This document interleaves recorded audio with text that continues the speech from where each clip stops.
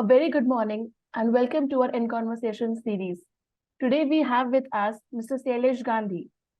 Welcome to Verdictum, sir. Hi to everyone. Good to see you. Mr. Shailesh Gandhi is a first generation entrepreneur and a distinguished alumnus awardee of IIT Bombay. He was part of the National RTI movement, which was involved in drafting the National Act. He was convener of the National Campaign for People's Right to Information. He's the only RTI activist to have been chosen as a Central Information Commissioner, and he's passionately pursuing the cause of evolving ways for a time-bound justice delivery system. He has also published a book, RTI Act, Authentic Interpretation of the Statute, and a paper criticizing the Supreme Court judgments on RTI. Once again, welcome to Verdictum, sir. It was a pleasure having you. Thank you very much. Thanks for having me here and giving me an opportunity to voice my thoughts. So my first question is, it takes a lot of courage to build a startup, but for being an RTI activist, you sold it. So tell your viewers about that phase of yours. As you mentioned, I'm an alumnus of IIT Bombay. When I was in college at the age of 20, I used to be very critical about society and things in general. At an alumni program, one of the faculty members asked me, he said, Shailesh, when you were here, you were very critical of society. What do you think now? This is about 25 years back. And my first thought was to be critical about things not being as good as one would have wanted them to be. But then a thought flashed in my mind. At 20, when I said things are not okay, it was implied that we would do better. At 50, I was society. So I was responsible. And I shared this with him. And then some thinking started that I need to do something instead of just saying things are not good. And therefore, I sold my business and became an RTI activist. So how do you come across being an RTI activist when you are the only activist who has been a chief information commissioner? So how was that experience? I was not a chief information commissioner. I was a central information commissioner. Sorry. No, that's okay. No, you were promoting me after my retirement. But it was a very good experience. Things one believed in. In my opinion, the philosophical underpinning to the RTI Act is the fact that citizens are the rulers of the nation. And this is actualizing this in need. All information and everything in government belongs to each citizen individually. Sovereignty of the individual citizen is the key to democracy. This is actualized. And the default mode in RTI is not what information can be given, only a small list of negatives that cannot be given. Most commissioners come in with a bureaucratic background and believe that things are not to be shared with citizens. Whereas I went with a concept that everything belongs to citizens and must be shared with citizens, and that transparency is the best bet for good governance. Having said that, I found that I would ask myself, why should this information not be given? Is there an exemption? If there's no exemption, information must be shared with citizens, and because that's their fundamental right. So, if I may ask, there is a recent RTI amendment proposed in the data protection bill. So what do you think about it? It would mean curtailing the right to information considerably beyond what the Constitution permits, beyond what the law permits at this stage. Right now, Section 81J of the RTI, which permits exemption, exempts information that is personal information, provided it is not part of a public activity or it is invasion on privacy. And to help people decide what constitutes invasion on privacy, it has a caveat, it has a proviso, which says information that cannot be denied to Parliament or state legislature shall not be denied to a citizen. This is the acid test to which anybody who claims that information will not be disclosed must be subjected to. The proposal is to remove everything and just say all personal information shall be exempt. Most information relates to persons. Pensions, rations, ghost employees, selection of people, passing orders, giving, everything can be related to a person. And person in the data protection bill is defined as individual, HUF, company, state. So I don't know what is left except a stone. Therefore, for public information officers who do not want to give information, it would be open right to deny all information. This would be a disaster and would curtail the RTI considerably and would go away from the promise that Parliament made to the people of India 17 years back. Right. So, talking about your tenure as Central Information Commissioner, you had a record of disposing over 20,000 cases in 3 years and 9 months. So, what was your approach while dealing with cases which resulted in high disposal of cases? In my opinion, a judicial or quasi-judicial body must give decisions in time. If decisions are not given in time and if there are delays, this is an injustice system. It's not a justice system at all. In the Right to Information Act, the promise is of 30 days information. That information will be provided in 30 days. If it is not, you go in for an appeal and then a second appeal. In my opinion, the second appellate stage should not take more than 60 to 90 days, and it is the commissioner's job to figure out how to deliver this. That was the approach, saying, I don't care what happens, I have to deliver decisions in less than 90 days. That's a public commitment I had made, which I kept.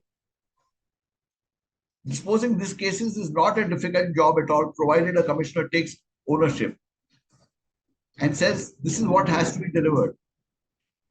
If I bring 4 guests into my house, my wife doesn't say, how will I do it? She does it.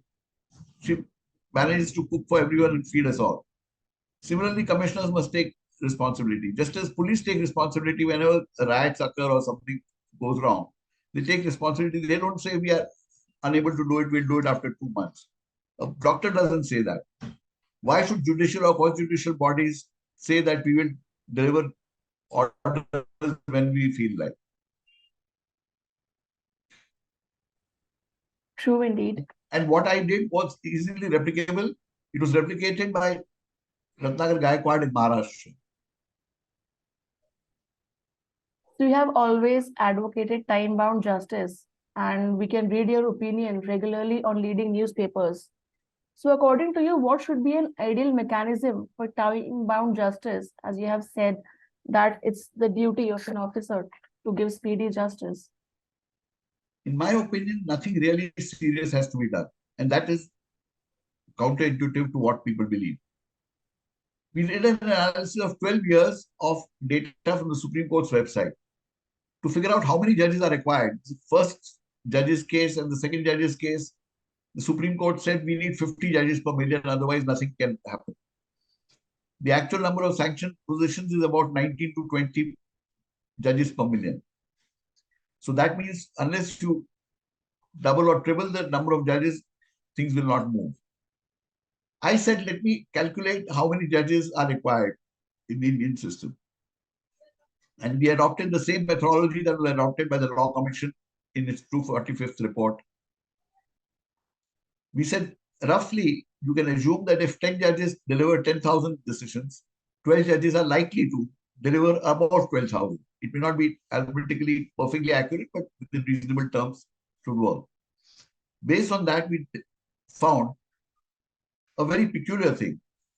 For the 12-year period that we analyzed from 2006 to 2017, taking data from the Supreme Court's website, we found that at no time, I repeat, at no time were all the vacancies in the judicial system filled. The average vacancies in the Supreme Court were 12%. The average vacancies in the High Courts were 32%. And the average vacancies in the subordinate judiciary was over 21%. We said, supposing these vacancies had been filled up, what would happen? Arithmetic forecasts negative cases would be there. Means backlogs would be finished. The average increase in backlog year on year is about 2.5%. The average vacancies in the judicial positions is 21%. So positions are sanctioned, filled, because nobody looks at it as his ownership.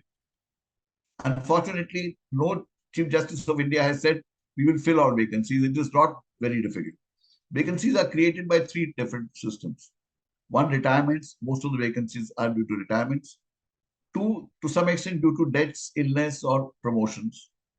3, a smaller number because of increase in sanction positions.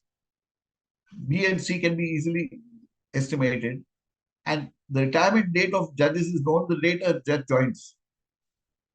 So therefore, what should happen is 6 months before a vacancy is to occur, recommendation should be made. What we found is the collegium is never ever recommended number of positions equal to the vacancies. And that is the problem. We need to get chief justices to take ownership of this. And if that happens, I think things will change tremendously. My next question is, what major infrastructural changes is required in the judicial system to facilitate time-bound justice?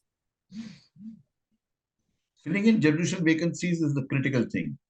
Some people say infrastructure may not be adequate. Let's accept that. Justice Dhabulkar of Bombay High Court has suggested a plan to have 2 shifts working in the courts. If 5,000 courts can work in 2 shifts, and that there's no reason why it can't, Justice Dhabulkar has detailed how it can be done. Infrastructure would not be a problem. A lot of money is being spent on digitization and software, which is not being utilized properly by the courts.